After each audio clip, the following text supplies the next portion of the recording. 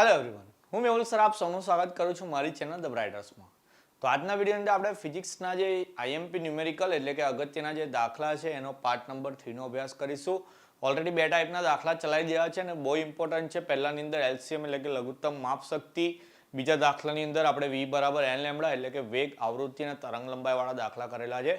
બહુ ઇઝી છે, બધાને આવડી જાય એવા છે. તો ના જોયા હોય તો પહેલાં એ જોઈ લેજો. પ્લેલિસ્ટ બનાવી છે ફિઝિક્સની અંદર, એ અપલોડ કરેલું જ છે.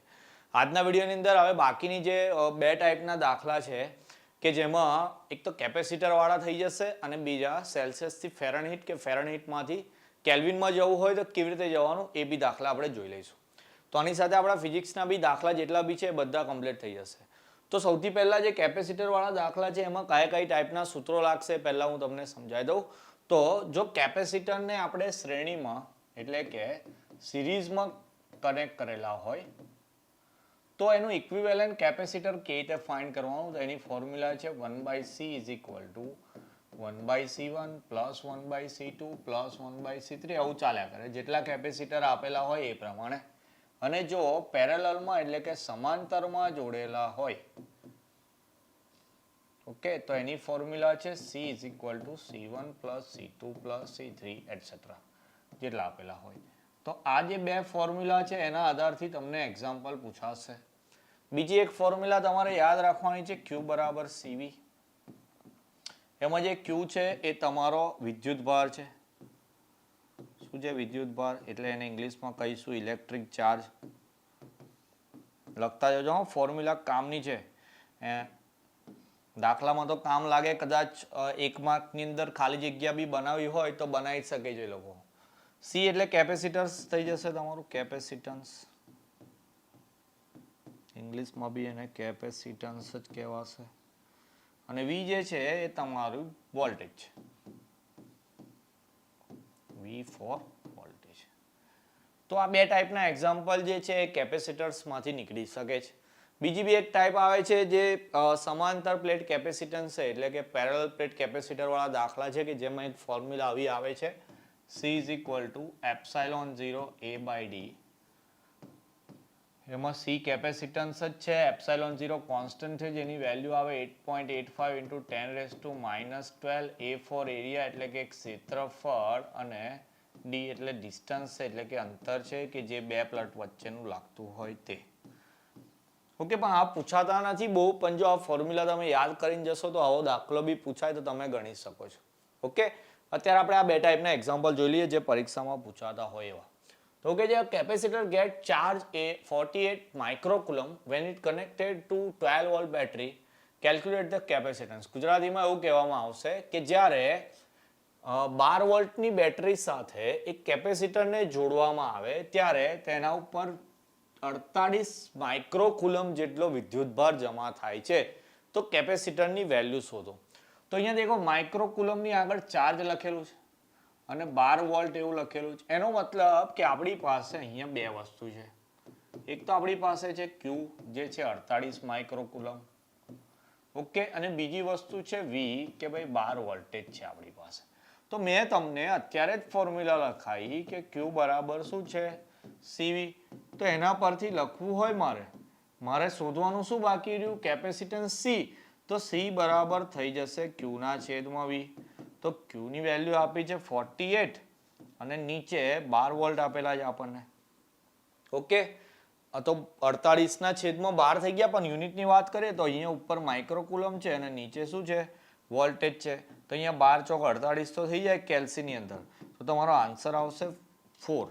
પણ અહીંયા માઇક્રો છે એટલે તમારો આન્સર બી માઇક્રો ફેરાડેમાં આવશે. આપણને એવું ખબર છે કે કેપેસિટરનો યુનિટ જે છે એ ફેરાડે છે. Okay, FARAD. પણ અહીંયા માઇક્રોની અંદર જે હતો વિદ્યુતભાર એટલે આપણો કેપેસિટર બી માઇક્રોની અંદર આવશે. તો હવે એકદમ સિમ્પલ એક્ઝામ્પલ પૂછાય. ચાલો બીજો એક તમને હોમવર્ક માટે અહીંયા લખી આપ્યું બાજુમાં. સેમ આ રીતનો જ કે જેમાં માન લો કે તમને ચાર્જ જે આપેલો છે એ 72 મિલી કુલમ આપેલો છે. ઓકે, m કુલમ છે અને વોલ્ટેજ જે છે તમારો છે 6 વોલ્ટેજ. તો કેટલું કેપેસિટન્સ આવે એ શોધવાનું. હવે જો એક વસ્તુ યાદ રાખવાની કે જે એકમ અહીંયા વિદ્યુતભારનો હોય એટલે કે જે યુનિટ ઇલેક્ટ્રિક ચાર્જનો હોય એ જ યુનિટ આપણો કેપેસિટન્સનો આવશે. તો પછી અહીંયા તમને મિલી ફેરાડે આવશે એમ ફેરાડે, એ રીતે ખાલી ચેન્જ કરવાનું આવશે માઇનર. બીજો એક્ઝામ્પલ છે calculate the equivalent capacitance for series and parallel connection of capacitance 5 microfarad, 10 microfarad and 15 microfarad. ગુજરાતીમાં એવું કહેવા માંગે છે કે શ્રેણીમાં અને સમાંતરમાં જોડેલા 3 કેપેસિટર 5 માઇક્રોફેરાડે, 10 માઇક્રોફેરાડે અને 15 માઇક્રોફેરાડેનો ઇક્વિવેલન્ટ કેપેસિટન્સ એટલે કે સમતુલ્ય કેપેસિટન્સ શોધો. તો આપણે જે શરૂઆતમાં ફોર્મ્યુલા મેં તમને લખાઈ, આ બે ફોર્મ્યુલા કે ભાઈ શ્રેણીમાં હોય તો આવું કરવું પડે, સમાંતરમાં હોય તો આવું કરવું પડે, તો સેમ વસ્તુ આપણે અહીંયા કરવાની છે. તો સૌથી પહેલા આવું ટાઇટલ મારી દેવાનું કે શ્રેણી જોડાણ માટે. ઇંગ્લિશમાં લખી દઈશું for series connection. For series connection. તો એની ફોર્મ્યુલા આપણે લખી 1/c is equal to 1/c1 plus 1/c2 plus 1/c3. ચલો એટલે અહીંયા ઉઠી જશે 1/c is equal to પહેલા 1/5 plus 1/10 plus 1/15.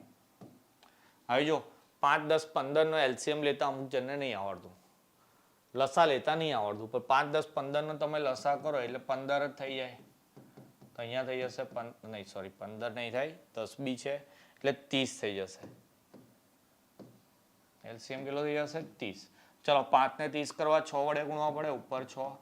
10 ને 30 કરવા 3 વડે ગુણવા પડે, 15 ને 30 કરવા માટે 2 વડે ગુણવા પડે. તો અહીંયા થઈ જશે 1/c બરાબર 6 3 9 ને 2 11 ના છેદમાં 30. ઉલટાઈ દઈએ તો c બરાબર 30 ના છેદમાં 11. કેલ્ક્યુલેટરમાં કરીએ જરા, કેલ્ક્યુલેટર તો નહીં, હું ફોનમાં કરી દઉં છું. 30 ભાગ્યા 11 તો આન્સર આવે છે 2.7272. એટલે આપણે અત્યારે 2.7 લખી દઈએ. બધાના યુનિટ માઇક્રોમાં છે તો પછી આ બી આપણો માઇક્રો ફેરાડે આવશે. તો આ મળી ગયો આપણને સિરીઝ કનેક્શન માટે એટલે કે શ્રેણી જોડાણ માટે. હવે આપણે શોધવાનું પેરેલલ કનેક્શન માટે, તો ટાઇટલ મારવાનું સમાંતર જોડાણ માટે. સમાંતર જોડાણ માટે એટલે લખવાનું ફોર પેરેલલ કનેક્શન. ચલો પેરેલલ કનેક્શનની ફોર્મ્યુલા તો ઈઝી છે. c બરાબર c1 plus c2 plus c3 બરાબર 5 વત્તા 10 વત્તા 15. તો 15 ને 5 20 ને 10 30, તો 30 માઇક્રોફેરાડે એ તમારો આન્સર આવી ગયો.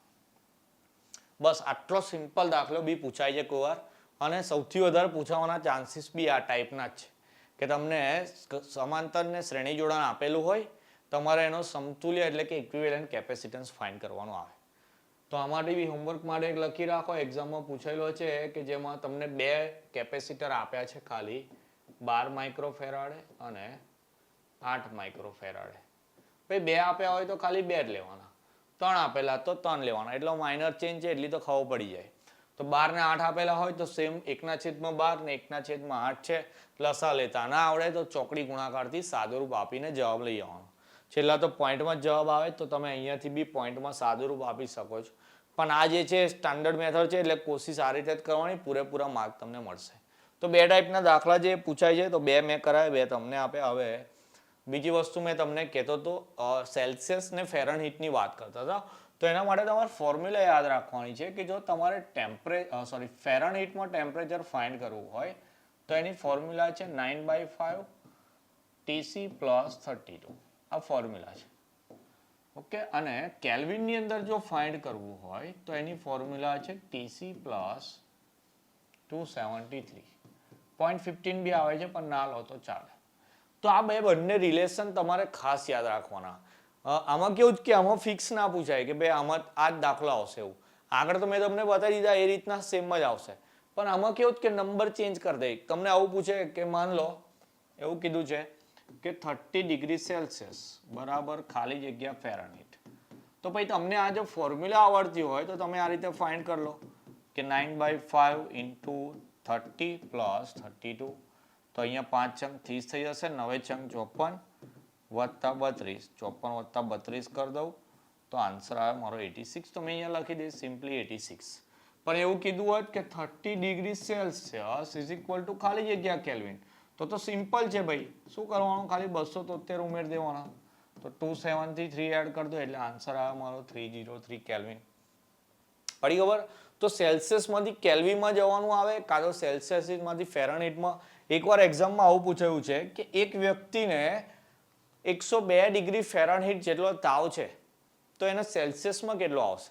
Okay, a person is having 102 Fahrenheit fever, then what is the value of fever in celsius એવું પૂછેલું છે.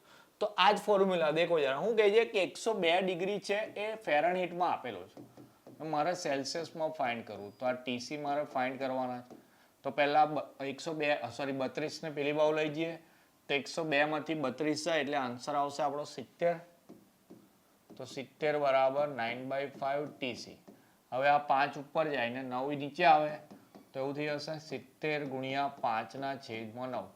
કેલ્સીમાં કરી દો એટલે તમને આન્સર મળી જાય કે કેટલા સેલ્સિયસ તાવ હતો એને. તો છે વસ્તુ આ જ કે ભાઈ આમાંથી આ જ જવાનું, પણ એ લોકોએ આવી રીતે રકમ બનાવીને આપેલી કે આટલો તાવ સેલ્સિયસમાં હોય તો ફેરનહીટમાં કેટલો આવે, ફેરનહીટમાં હોય તો સેલ્સિયસમાં કેટલો આવે. પણ મેઇન વસ્તુ છે તમારે આ બે ફોર્મ્યુલા યાદ કરીને જવાની. એવું માનો કે કોઈ આવું સિમ્પલ કન્વર્ઝન પૂછ્યું છે પણ એક્ઝામમાં જઈને કદાચ ટેન્શનમાં કોઈ માણસ ભૂલી જાય કે કેવી રીતે ગણવાનું છે, તો એ ભાઈ આ બે ફોર્મ્યુલા તો ત્યાં લખીને આવતું રહેવાનું. ફોર્મ્યુલા બી તમને અડધા માર્ક મળી જશે. ઓકે, તો આ જે હતો આપણો પાર્ટ નંબર 3 ફિઝિક્સની અંદર જે દાખલા આપણે કરાવતા હતા એમાં. તો બે પાર્ટની અંદર આપણે એલસીએમ જોઈ લીધું છે, V બરાબર n લેમ્બડા જોઈ લીધું. આમાં કેપેસિટરના બે ટાઈપના દાખલા, એક Q બરાબર CV, કેપેસિટરનું સિરીઝ ને પેરેલલ કનેક્શન, અને છેલ્લા આપણે લાસ્ટમાં સેલ્સિયસ, ફેરનહીટ ને કેલ્વિનનો જે રિલેશન એટલે કે સંબંધ જોઈ લીધો. તો આટલી 4 ટાઈપના દાખલા તમારે ફિઝિક્સની અંદર કરીને જવાના છે. બીજી બધી જે છે થિયરી પૂછાશે ને થિયરી કઈ પૂછાશે એનો વિડીયો આપણે અપલોડ કરી દીધો છે ઓલરેડી. ઓકે, તો આની સાથે આપણું ફિઝિક્સ ટોટલી પૂરું થઈ જશે. હવે તમારે તૈયારી કરવાની છે બરાબર, એક્ઝામ નજીક આવી ગઈ તો વાંચતા રહેજો. કોઈ બી જગ્યાએ અટકી જાઓ તો કોમેન્ટ સેક્શનમાં બતાવો, આઈધર ટેલિગ્રામ પર જઈને મને મેસેજ કરી દેવાનો. લિંક ડિસ્ક્રિપ્શનમાં છે, હજુ કોઈ જોઈન ના થયું હોય જોઈન થઈ જાઓ. તમારી હેલ્પ માટે ચેનલ બનાવી છે, બીજું કોઈ આપણે એક્સ્ટ્રા પ્રમોશન કરતા નથી, તો ત્યાં જોડાઈને તમને જ ફાયદો થાય છે તો એટલો લાભ તમારે લઈ લેવાનો. સાથે સાથે વિડીયો લાઇક કરીને શેર બી કરવાનો કે જેથી તમારી જેવી મદદ થાય એવી બીજાની બી થાય. તો મળીએ હવે નેક્સ્ટ વિડીયોમાં. ત્યાં સુધી ધ્યાન રાખશો, બરાબર તૈયારી કરતા રાખજો. જય હિન્દ, જય ભારત.